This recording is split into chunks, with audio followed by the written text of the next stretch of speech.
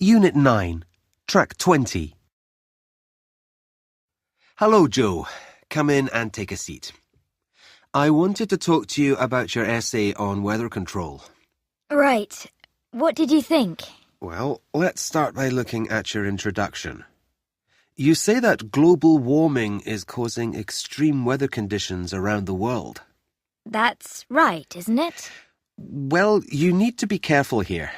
Yes, there is a lot of evidence that this is the case, but the issue is still controversial. You need to specify that many experts believe this is the case, rather than saying this is how it is. Okay. Then you look at the issues surrounding extreme weather, and how it has a negative effect in some countries. I was worried that section was a bit disorganized. No, not at all. It's very good. But I was slightly surprised when, in the same paragraph, you mentioned an advantage of extreme weather. Not the right place for it? Not really, no. In fact, I would question the need to put it there at all. At one point, you're talking about droughts, hurricanes, floods, etc. And then suddenly you're talking about people being able to sunbathe on the beach in January. I see what you mean. I think I was going to elaborate on that, add more information, but I guess I forgot to do so. Okay. Then there's the section on weather control programs. This made interesting reading, but your ideas didn't really lead on from each other. Did you write a plan before you did this? No. Well, you really ought to. Here's an example.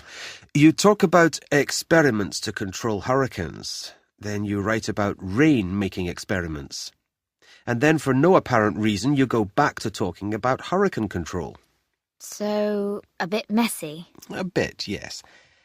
Next, you go on to talk about something called cloud seeding.